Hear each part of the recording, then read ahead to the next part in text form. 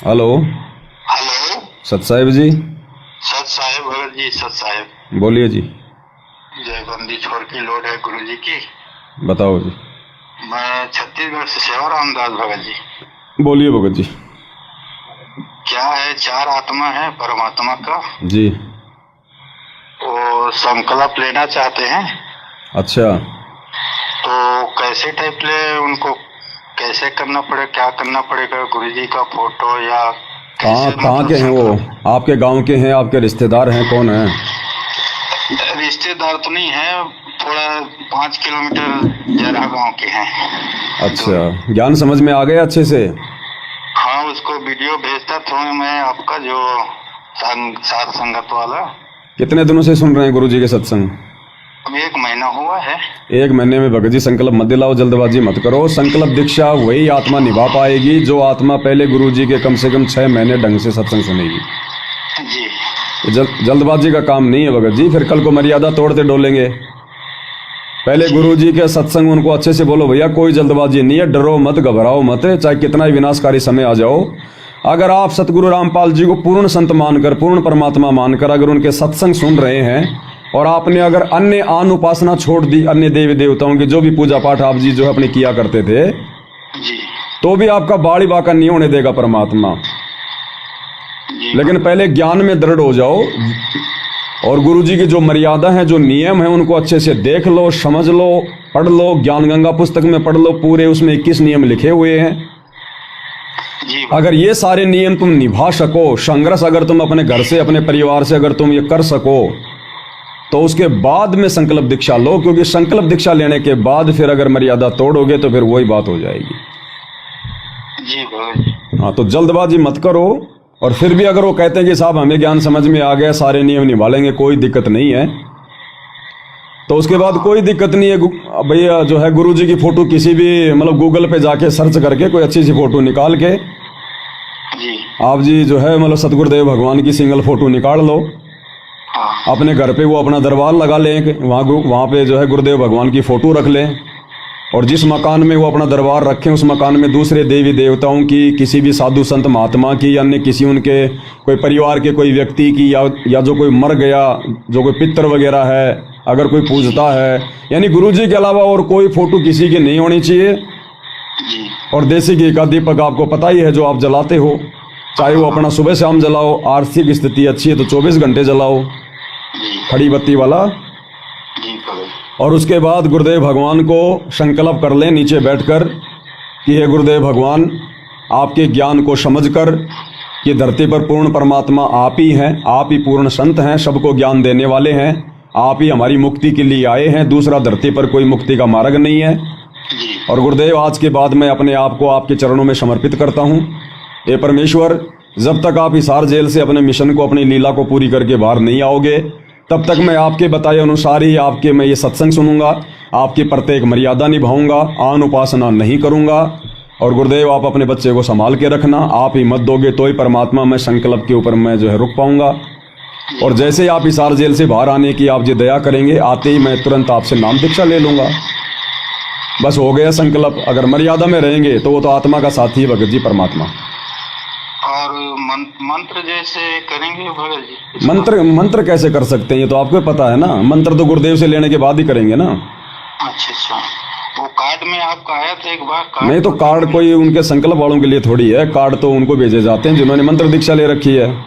जी। तो मंत्र दीक्षा तो जब गुरु जी आएंगे देंगे उसके बाद ही जाप करने, क्योंकि मंत्र तो गुरु देगा ना, और कौन देगा मंत्र? अगर किसी और से लेंगे तो फिर वो आपका गुरु हो गया। अच्छा, वो कार्ड आया था पिछले बार, वो मंत्र उसमें लिखा था, तो उसको मतलब संकल्प वाले को नहीं देना है? नहीं, संकल्प वाले के नहीं होता मंत्र कार्ड। जो मंगवाते थे, जिन्होंने उपदेश ले रखा था, केवल उन्हीं को भेजा जाता है। जी जी। और ये चरणामृत और प्रसाद जैसे बनाने कैसे? देखो भगत जी, ये सत भक्ति है, आत्मा से परमात्मा का संबंध है। अगर वास्तव में ज्ञान को आधार बनाकर शुद्ध आत्मा से संकल्प ले रहे हैं ना, जी जी, तो उसी समय परमात्मा भगत के दरबार में, उसके घर में जो है वो विराजमान हो जाता है। और एक पानी की साफ बोतल भर के परमात्मा के दरबार में रख दो। मालिक की तो अमर वाणियाँ, अखंड वाणियाँ हैं, सुबह शाम आरती चलेगी, घर में सत्संग सुनेंगे, तो वहाँ का तो घर का सामान्य पानी भी परमात्मा का चरणामृत बन जाता है भगत के घर में। जी भगत जी। और उसी को परमात्मा का चरणामृत मानकर मालिक से प्रार्थना कर जो है करके कि ये परमेश्वर मेरे लिए तो यही आपका जो है ओरिजिनल ये चरणामृत है। जी और अपना सुबह सुबह जैसे भी अपना नित्य नियम करें, उससे पहले या उससे बाद में जो विधि जो है आप उनको समझा देना, उस हिसाब से जो है परमात्मा का चरणामृत ले लें। अब इसको क्या है भगत जी, ये अभी चल रहा है रिकॉर्डिंग में, इसको दिखा दूंगा मैं उसको। हाँ, तो ये जो लाइव आ रहे हैं ना, ये लाइव उसको सुना देना, दिखा देना। अगर उनको समझ में आएगा तो कर लेंगे, नहीं तो फिर जल्दबाजी ना करें, पहले गुरुदेव के सत्संग अच्छे से सुनते रहें, उससे भी परमात्मा उनको बहुत राहत देगा। 70% लाभ गुरुदेव ने बताया जब आप इस ज्ञान को समझकर अनुपासना छोड़कर केवल ये सत्संग सुनने लग जाते हो ना, तो भगत को 70% लाभ शुरू हो जाता है। 70%, सही बात है। हाँ, 70% लाभ शुरू हो जाता है भगत को। और संकल्प के विषय में देखो, आपको एक छोटा सा गुरुदेव के मुख कमल से सुनाते हैं एक वीडियो। हाँ, बता। क्या कह रहे हैं गुरुदेव भगवान जी? तो पुण्यात्मा, इन बातों का ध्यान रखना जो दास आपको गाइडलाइन बता रहा है। तो इस प्रकार जिनको राहत नहीं मिल रही है वो ये ना सोचो भगवान का ऑपरेशन चालू नहीं है। आपके उन संकट निवारण के लिए परमात्मा उसी दिन सक्रिय हो जाता है जिस दिन आप इस ज्ञान को पढ़कर या ज्ञान को सुनकर और हृदय से पुकार लेते हो, परमात्मा हम आपके हो लिए, आपके बगैर मुझे कुछ दिखाई नहीं देता है। और कब बुलाओगे उसी दिन से परमात्मा आपको अपना मान लेता है, क्योंकि ये आत्मा का साथी है, आत्मा इसका अंश है। चाहे वो किसी धर्म में है, चाहे किसी मजहब में है, या किसी प्राणी के शरीर में है, कुत्ते गधे सूअर के शरीर में है। तो ये परमात्मा उसी दिन से आपको स्वीकार कर लेता है यदि आप हृदय से पुकारते।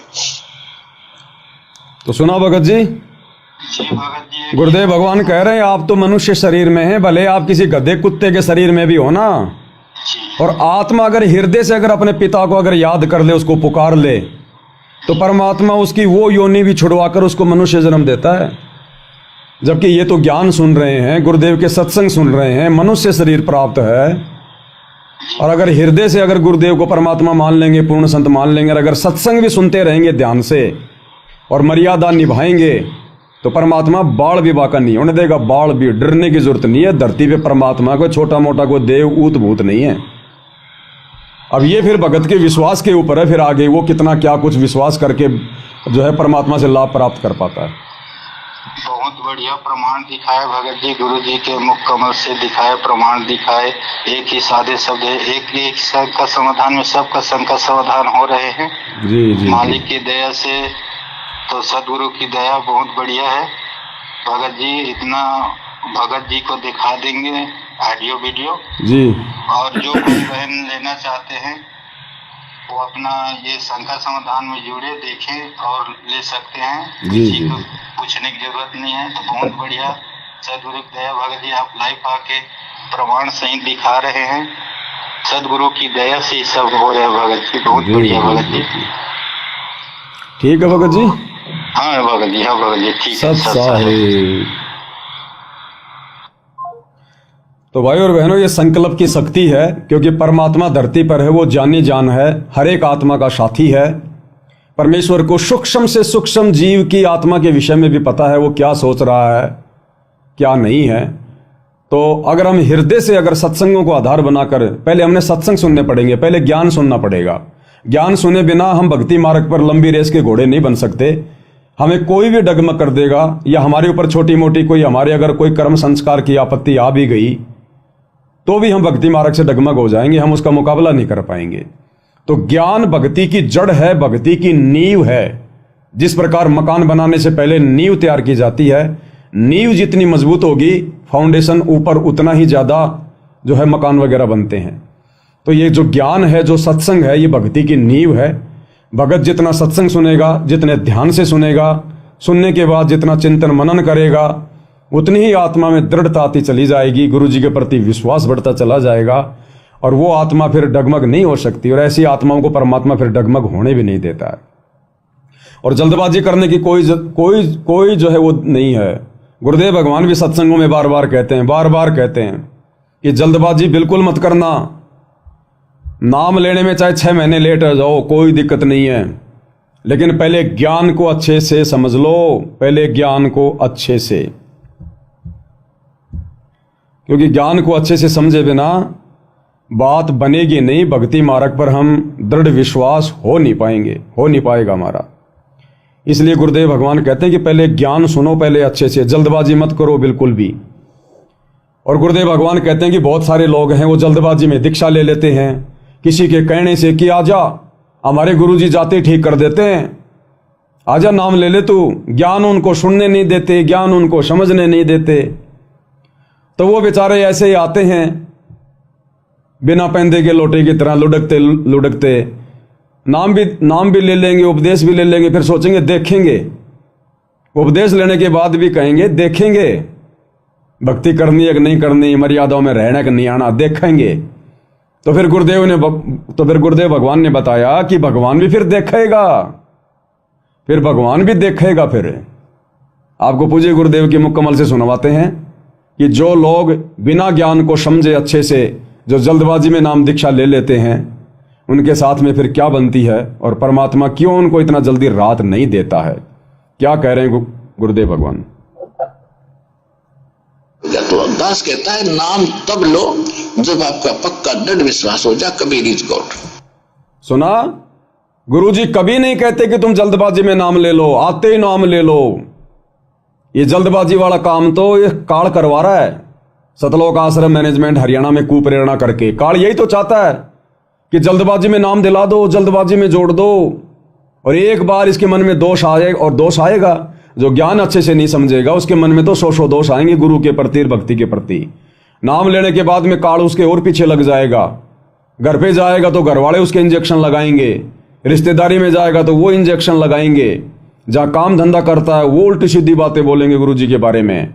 और बिना ज्ञान को समझे जल्दबाजी में नाम लेने वाली वो आत्मा फिर परमात्मा में दोष देखना शुरू कर देगी, दूर हो जाएगी, लोकलाज में आ जाएगी। तो गुरुदेव भगवान कह रहे हैं कि जल्दबाजी मत करो, पहले इस ज्ञान को अच्छे से समझ लो। अब ये साथ संगति से आज गुरुदेव की गैर हाजिरी में जितने भी सत्सेवक भाई बहन जो संकल्प दीक्षा लेकर जुड़े हैं, ये गुरुदेव के इसी आदेश की तो पालना कर रहे हैं। और ये बात तो गुरुदेव उस समय कह रहे हैं जब गुरुजी आश्रम में थे, बरवाड़ा आश्रम में। आज तो गुरुजी आश्रम में भी नहीं है, वैसे भी हम दीक्षा कहां लें, हम किससे लें? तो उस समय के लिए कह रहे हैं गुरुदेव जब गुरुजी भी आश्रम में थे, फिर भी गुरुजी जल्दबाजी के लिए नहीं कर रहे कि भाई पहले इस ज्ञान को अच्छे से समझ लो। जब तुम्हें दृढ़ विश्वास हो जाए कि इस ज्ञान के अलावा कोई ज्ञान नहीं, इस भगवान के अलावा कोई भगवान नहीं, उसके बाद में अपने गुरु से आकर उपदेश लो। तो वर्तमान में तो गुरुजी आश्रम में भी नहीं है, इसीलिए सत्सेवक भाई बहन गुरुदेव के सत्संग सुनकर उनके इन आदेशों की पालना कर रहे हैं कि हमारे पास तो बहुत अच्छा मौका है। जब तक गुरुदेव भगवान हिसार जेल से बाहर नहीं आएंगे तब तक हम 2 साल 4 साल जितना भी समय हमें परमात्मा देंगे, ढंग से उनका ज्ञान समझेंगे, संकल्प लेके अपनी भक्ति करेंगे, अच्छे से मर्यादाओं को समझेंगे, उसके बाद में उपदेश लेंगे बिल्कुल परिपक्व होकर, ताकि फिर जिंदगी में कभी कोई मर्यादा तोड़ने का मन में भी विचार ना आए। क्योंकि गुरुदेव कहते हैं ना कि बच्चों सतनाम लेने के बाद में फिर मर्यादा नहीं टूटनी चाहिए। तो सत्सेवक भाई बहन तो इस कदर तैयार हो जाएंगे कि गुरुदेव भगवान आते ही प्रथम नाम और शतनाम 1 सप्ताह के अंदर अंदर, 1 महीने के अंदर अंदर, 15 दिन के अंदर अंदर आत्माओं को देना शुरू कर देंगे। क्योंकि आत्माएं साथ संगति से जुड़कर दृढ़ हो चुकी होंगी, दृढ़। तो क्या कह रहे हैं गुरुदेव भगवान कि जल्दबाजी ना करो तुम किसी के कहने से। आश्रम में जाता है कोई किराए की गाड़ी करके, अब वो ड्राइवर को जबरदस्ती कहेंगे अरे तू भी ले ले नाम, तू भी ले ले नाम, देख देख इतना बड़ा आश्रम, देख देख इतना बड़ा भंडारा। अरे भंडारा दिखा के नाम थोड़ी दिलाना होता है, ज्ञान समझा के नाम दिलाना होता है। अब उनके कहने से लोकलाज में आके नाम ले लेता है और गाड़ी में जाते फिर से अपना बीड़ी सिगरेट शुरू कर देता है। तो बिना ज्ञान के तो काला ऐसे बंदर बनाएगा भाई। और वर्तमान में इन सतलोक आश्रमों में ज्यादातर भीड़ उन्हीं लोगों की है, और यही लोग आज वर्तमान में गुरुजी की बदनामी का कारण बने हुए हैं, क्योंकि ज्ञान इन्होंने समझा नहीं। और जैसा इनको मैनेजमेंट कह देता है, आश्रम वाले कह देते हैं कि चलो परशुराम जयंती मनाने, ये दौड़ पड़ते हैं उठा के थैला, चलो मुख्यमंत्री की रैली में, गुरुजी का आदेश है। गुरुजी का क्या आदेश है वो नहीं सुना उन्होंने, सत्संग नहीं सुने, बस गुरुजी के परिवार ने कह दिया, कोऑर्डिनेटर ने कह दिया, उठा के थैला दौड़ लिए। क्यों? क्योंकि सत्संग नहीं सुने, ज्ञान आधार नहीं बनाया। तो काल सबकी मर्यादा तोड़ रहा है, सबकी दुर्गति करवा रहा है। इसलिए गुरुदेव भगवान हमें बार बार सत्संगों में यही समझाते थे कि पुण्यात्माओं जल्दी मत करो, अगर आपको विश्वास है कि तुम्हारा गुरु पूर्ण संत है, परमात्मा है, तो ये भी विश्वास करो फिर ये परमात्मा पूरे विश्व को जगा के जाएगा। ये परमात्मा केवल 10, 20, 100, 50 के लिए नहीं आया, पूरे विश्व के लिए आया है और पूरे विश्व को जगा के जाएगा, चाहे खुद के सत्संगों के माध्यम से, चाहे अपने भक्तों के माध्यम से। क्योंकि जब जब ये परमात्मा धरती पर आता है और जब आत्माएं धर्मराज के दरबार में जाती हैं, तो वहां धर्मराज तो एक ही सवाल करेगा कि भाई भक्ति क्यों नहीं करी, परमात्मा धरती पे आया हुआ था। तो फिर ये आत्मा बहाना ढूंढेगी क्या कि मेरे को तो किसी ने बताया ही नहीं, मेरे को किसी ने बताया ही नहीं कि भगवान धरती पर आया हुआ था, नहीं तो मैं तो भक्ति कर लेता। फिर ये वहां पर अपने बचाव के तरीके ढूंढेगा। फिर वो धर्मराज वो रील चला देगा कि देख ये तेरे मोबाइल में ये सत्संग नहीं आया और तूने आधी घंटा ये सत्संग सुना था और क्या क्या बातें बताई जा रही थी, क्या कह रहे थे भगवान सतगुरु रामपाल जी कि पुण्यात्माओं इस दास के अलावा धरती पर कोई पूर्ण संत नहीं है, किसी के पास कोई तत्व ज्ञान नहीं है। ये कोई अभिमान में नहीं बोल रहा, आप आत्माओं को जगाने के लिए बोल रहा हूं। सो आपको जो है प्रमाण दे रहा हूं। और किसी भगत भाई का दिखा देगा सीन कि देख तेरे पास में ये भगत ज्ञान गंगा पुस्तक लेके आया था ना, तेरे को ये भगत समझा रहा था ना, ये तेरा रिश्तेदार तेरे को कितना कहा करता था हमारे गुरुजी से नाम ले ले, गुरुजी का ज्ञान सुन ले, क्यों नहीं माना तू? और तू तो भाई आश्रम में भी जाके फिर वापस आ गया था, बोला देखूंगा बाद में। तो फिर ये आत्मा वहां पर बहाने नहीं बना सकती। इसलिए जब जब परमात्मा धरती पर आता है सतगुरु रूप में, विशेषकर कलयुग की पिछली पीढ़ी में, ये परमात्मा चाहे किसी भी देश के किसी भी कोने में कोई भी व्यक्ति क्यों ना छुपा हो, क्यों ना बैठा हो, ये परमेश्वर अपने वापस सतलोक जाने से पहले प्रत्येक आत्मा को जगा के जाता है, अपनी जानकारी अवश्य करवाता है किसी भी माध्यम से, ताकि परमात्मा दोषी ना हो। इसलिए भाई और बहनों, गुरुदेव भगवान कह रहे हैं कि ढंग से ज्ञान समझो पहले। बड़ी मुश्किल से तुम्हें भगवान मिलने जा रहा है, परमात्मा का मार्ग मिलने जा रहा है, और तुम ज्ञान ना समझने के कारण फिर जल्दबाजी में भगवान से दूर हो जाओगे, लोगों के कहने से, लोक लाज में आकर के, दबाव में आकर के, किसी के भय में आकर के। इसलिए पहले सत्संग सुनो, जल्दबाजी मत करो। परमात्मा आप और हमारे से पहले सतलोक नहीं जाने वाला है। अरे जिन्होंने अर्जुन सर्जुन की 250 साल की उम्र बढ़ा दी और सतयुग में जिनकी लाखों साल की उम्र थी वो भी तो भगवान ने दी थी। तो ये भगवान क्या ऐसे चला जाएगा क्या? ये अकाल मौत मरने वाला भगवान नहीं है। ये रामचंद्र जी की तरह कोई सरयू नदी में को डुबकी मार के मरने वाला भगवान नहीं है। श्री कृष्ण जी की तरह पैर में जहरीला तीर खाकर मरने वाला भगवान नहीं है। ये पूर्ण परमात्मा है, साक्षात सारी सृष्टि को रचने वाला, सबका पिता, सबका जनक। ये इस कलयुग की पिछली पीढ़ी में पूरा सिस्टम सेट करके, पूरा काम सेट करके, पूरी भक्ति को सेट करके, और उसके बाद में ये परमात्मा सह शरीर सतलोक जाएगा, दुनिया आंख फाड़ फाड़ के देखेगी। इसलिए गुरुदेव भगवान करेंगे जल्दबाजी में नाम मत लो, अन्यथा फिर आश्रम में आएंगे और कहेंगे देखेंगे, तो फिर भगवान भी फिर देखेगा फिर। तो गुरुदेव भगवान यही कह रहे हैं कि इस आश्रम की तरफ अगर आओ तो पहले ज्ञान से दृढ़ होके आओ, जल्दबाजी में नाम दीक्षा मन लो, तुम खुद भी दुखी होगे, हमारी भी बदनामी का कारण बनोगे। तो गुरुदेव भगवान एक उदाहरण देके समझा रहे हैं परमात्मा कि किस प्रकार से पहले आपने ज्ञान को अच्छे से समझना है। और क्या कह रहे हैं गुरुदेव भगवान? तो दास कहता है नाम तब लो जब आपका पक्का दृढ़ विश्वास हो जाए कबीर इज गॉड, और पृथ्वी पर कोई और जगह दिखाई ना दे। अब फिर देखना, ये दास का यहाँ उद्देश्य क्या? 3-3 घंटे गला पढ़ाऊं, यही कि आपको पहले ज्ञान से परिपक्व करूं। ज्ञान संपूर्ण हुआ नहीं और हरदा नहीं छदाया, इस देखा देखी भक्ति का यो रंग नहीं ठहरा। एक देखा देखी आते हैं, फलाना ठीक हो गया हम भी चलते हैं, आ तो गई, लेकिन मर्यादा पर टेको और फिर देखो परमात्मा के हाथ है, फिर देखो सुखमा लिख के रोज नए नए। तो इसलिए दास आपको पहले मर्यादा बताता है और मर्यादा के बाद आपको दीक्षा दी जाती है। स्वीकार्य है तो लो, ना और दृढ़ता से ज्ञान सुनो, फिर पक्के हो जाओ। जब लो आप ले लेते हो ऐसे देखेंगे तो भगवान भी देखेगा फिर। ये तो बराबर की बात से अंडरस्टूड है। अब आगे गुरुदेव एक बहुत अच्छा उदाहरण दे रहे हैं। अब जैसे आपसे दास अर्ज कर रहा है कि जिन्होंने आकर नाम ले लिया, यदि पक्के होकर लग गए, चाहे कोई 1009 कह दे चलो वहां मत्था टेक ले, बस छोड़ दे, तो बोला मत, मैं मरूं चाहे जीऊं, अब मान ले कैसे ना मरूंगा, तो यहां तक मरण में भी लाभ होगा, वहां मरण में भी लाभ को नहीं। वैसे तो मालिक की शरण में आकर जीव मरेगा नहीं, चाहे 100 बार गवा लो चाहे 1 बार गवा लो, विश्वास करो इस बात पर। मरे हानि उसको होगी जो मर्यादा नहीं। यहां आए प्राणी को हानि उसको होगी जो परमात्मा की मर्यादा को भंग कर देगा।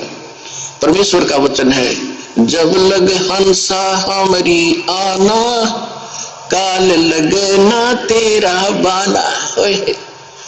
कहते हैं काल, जब तक ये हंस मेरी आत्मा मेरी मर्यादा में रहेगी, मेरी आन कान में रहेगी, तब तक तेरा कोई अटैक नहीं हो सकता। और जब हम मर्यादा ही को छोड़कर बाहर ले जाएंगे तो फिर भी काले काले सारे। तो भाई और बहनों, कितना क्लियर कर दिया गुरुदेव भगवान ने। नाम दीक्षा लेने से पहले ज्ञान समझना कितना जरूरी है। बिना ज्ञान के ये आत्मा उपदेश लेने के बाद में मार खा जाती है और फिर साथ में गुरुदेव भगवान को भी निंदा का पात्र बनाती है। कि भाई हमारे गांव में भी था एक बाबा रामपाल का चेला, 4 दिन भक्ति करी फिर छोड़ छाड़ के भाग गया, वो या अनुपासना कर रहा है। तो वो निकम्मी आत्मा फिर अपना भी नुकसान करवाती है और गुरुदेव भगवान की भी बदनामी करवाती है। इसलिए गुरुदेव भगवान कहते हैं पहले ज्ञान को अच्छे से समझो, जल्दबाजी मत करो बिल्कुल भी, और फिर देखो परमात्मा के रंग। फिर देखो परमात्मा तो वही है जो आज से पहले था। ये तो खड़ा खड़ा लाभ देता है, खड़ा खड़ा लाभ लेने वाला चाहिए। उसके लिए भाई ज्ञान और मर्यादा, ज्ञान और मर्यादा, ये ज्ञान आधार की भक्ति है। 650 साल पहले वाला समय नहीं है देखा देखी वाला, जो बिल्कुल 24 कैरेट सोना बन जाएगा ज्ञान को आधार बनाकर, अपने गुरु को ही परमेश्वर मानेगा, किसी और की तरफ देखेगा भी नहीं। उस आत्मा को फिर परमात्मा अपने विमान में बैठाकर सतलोक की सैर करवाएंगे। अन्यथा भक्ति करो, भक्ति धन जमा करो, फिर युगों युगों काल की वेगार करो, देवी देवता बन जाओ, देवी देवताओं के लोक में जाके उनके नौकर बन जाओ, अपना भक्ति धन समाप्त करो, फिर धरती पर आकर फिर गधे बन जाओ, फिर कभी नंबर आ गया तो सिस्टम यही रहेगा।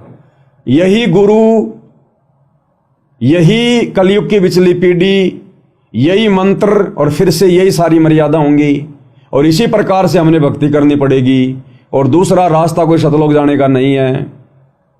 इसलिए गुरु जी कहते हैं समझ में आ गई तो अब की बारी सिर धड़ की बाजी क्यों ना लगा दे। ऐसे ऐसे मौके तूने बहुत निकाल दिए कई बार।